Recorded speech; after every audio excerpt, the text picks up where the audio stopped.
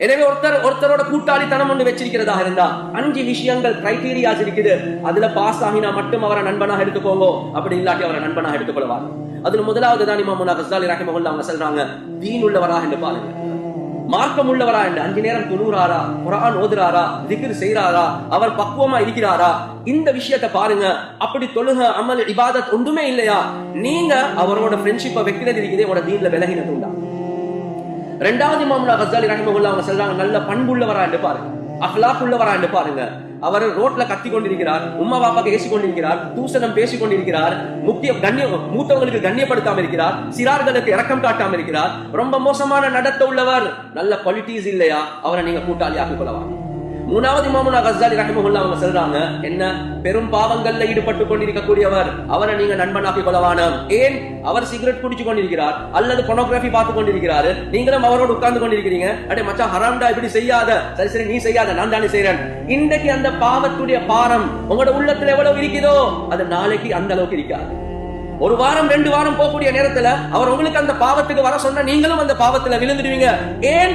அந்த சகவாசத்தின் காரணமாக பாவத்துடைய பாரம் எங்களுக்கு போயிடுச்சு. அதே மாதிரி 4வது சொல்றாங்க, துனியாவுடைய மோகம் உள்ளவன நீங்க கூட்டாளியாக்கி கொள்ளவானம். எப்ப பார்த்தாலும் துனியாதான். நல்ல ஒரு வாகனம் வந்திருக்குதாமே, ஜாய் மொபைல் ஒன்று வந்திருக்குதாமே, இதுதான் புதிய வெர்ஷனாமே. கண்ணியத்துக்குரிய சகோதரர்களே, நண்பர்களே, எப்பையும் துனியா துனியா துனியா பேசக்கூடியவன நீங்க நண்பனாக்கி கொண்டீங்கடா, அந்த துனியாவுடைய முஹப்பத் தான் உங்களோட உள்ளத்துல வரும். அந்த துனியாவுடைய முஹப்பத் வந்துச்சேண்டா நீங்க வேண்டிய பாவத்தை செய்வீங்க. 5வது சொல்றாங்க, ஜோக்குக்கும் பொய் சொல்றவன நீங்க நண்பனாக்கி கொள்ளவா. ஜோக்குக்கும் ஏன்னா ஹதீஸ்ல ரசூலுல்லாஹி ஸல்லல்லாஹு அலைஹி வஸல்லம் அவங்க கிட்ட கேக்குறாங்க, யா ரசூலல்லாஹ், ஒரு மூமின் கோலனாக இருப்பானா? ஓ. ஒரு மூமின் கஞ்சனாக இருப்பானா? ஓ. ஒரு மூமின் பொய் சொல்லுவானா? இல்ல. என்ன சொல்றாங்க ரசூலுல்லாஹி ஸல்லல்லாஹு அலைஹி வஸல்லம் அவங்க சொன்னாங்க, வைலுன் லிமன் யுஹதிது வ யக்திபு லியுத்ஹிக பிஹில் கௌம ஃபவைலுல் லஹு ஃபவைலுல் லஹு. யார் மக்களோட பேசக்கூடிய நேரத்துல ஜோக்குக்கு பொய் சொல்றாரோ அவருக்கு அல்லாஹ்வுடைய சாபம் உண்டாகட்டும். மக்களுக்கு சிரிப்பு காட்டுறதுக்காக வேண்டி அவர் ஜோக்குக்கு பொய் சொல்றார். கண்ணியத்துக்குரிய சகோதரர்களே, நண்பர்களே, ரசூலுல்லாஹுடைய லஅனத்துக்குரியவர், நீங்க அவரை ஃப்ரெண்டாக ஆக்குறீங்க. எனவே இந்த 5 கிரைட்டீரியாவை பார்த்து அதுல யாரு பாஸ் ஆகிறாங்களோ அவரை நீங்க நண்பனாக்கிக்கோங்க. அவர் மூலமாக உங்களோட வாழ்க்கையில மாற்றம் வரும் என்பதா.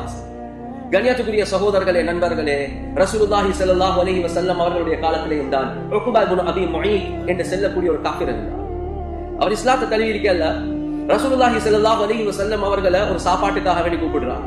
ரசூலுல்லாஹி ஸல்லல்லாஹு அலைஹி வஸல்லம் அவங்க போனாங்க, சொன்னாங்க, நீங்க இஸ்லாத்தை தழுவாத வரை நான் சாப்பிட விரும்ப மாட்டேன். அவர் கலிமாவை சொல்லிட்டு இஸ்லாத்துக்குள்ள வந்துட்டார். ரசூலுல்லாஹ் ரொம்ப சந்தோஷப்பட்டாங்க. ரசூலுல்லாஹி ஸல்லல்லாஹு அலைஹி வஸல்லம் அவங்களும் சாப்பிட்டாங்க.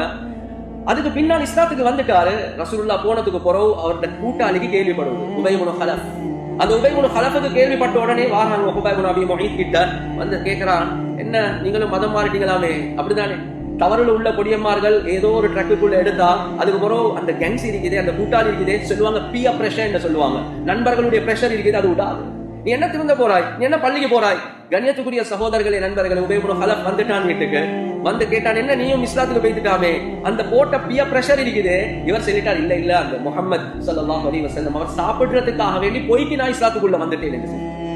இவர் சொல்லிட்டார், இந்த பருப்பெல்லாம் எனக்கிட்ட வேவாது, நீ ஏண்ட உண்மையான கூட்டாளி என்றா அந்த முஹம்மது ஸல்லல்லாஹு அலைஹி வஸல்லம் அவருடைய முகத்துல போயிட்டு துப்பிட்டு வா என்பதாக சொல்லிட்டார். இந்த காலத்துல நடக்குதா இல்லையா? பெண்களுடைய ஃபித்னால புழுறாங்க, மனைவிக்கு தலாக் கொடுத்துட்டு வா என்று சொன்னாலும் செய்யறதுக்கு தயார். எந்த நண்பரும் அதுக்கு சரியான நசீஹத்தை செய்ய மாட்டாங்க.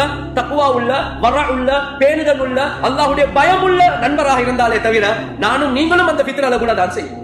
அதே மாதிரி தான் ட்ரக்ஸ் உடைய ஃபித்னா வந்தா கூட்டாளிமார்கள் சொல்லுவாங்க, வாப்பட பச தூக்குடா, வாகனத்தை எடு, நீ வித்துட்டு வா, சல்லிதான் ஓடும், வேண்டிய ஹராத்தை செய்வான் நண்பர்களுக்காகவே.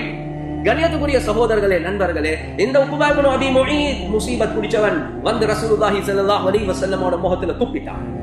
இந்த நேரத்துல தான் அல்லாஹ் சுப்ஹானஹு வ தஆலா குர்ஆனுடைய ஆயத் இறக்குறான், வ யௌம யஉது ظالمு அலா யதைஹி யகூலு யா லைதனி இத்தகத்து மஅர் ரசூலி சபீலா யா வைலதா லைதனி லம் அத்தகித் ஃபுலானன் خليلا لقد أضلني عن الذكر بعد إذ جاءني وكان الشيطان للإنسان خذولا.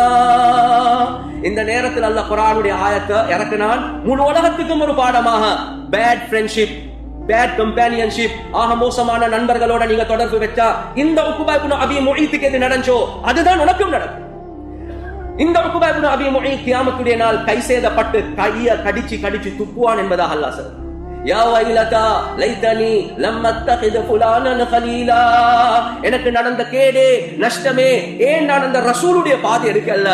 நல்ல கூட்டாளிமார்கள் எவ்வளவு சொன்னாங்க, அதை கேட்காம இந்த கெட்ட நண்பனுடைய வார்த்தை நான் ஏன் கேட்டேன். நல்லவுதான் சொல்லப்பட்டுச்சு, அது எல்லாத்தையும் விட்டுட்டான். இப்ப எவ்வளவு பெரிய கை சேதத்தில் இருக்கிறேன் என்பதாக அந்த உக்பா இப்னு அபீ முஈத் சொல்லுவார்.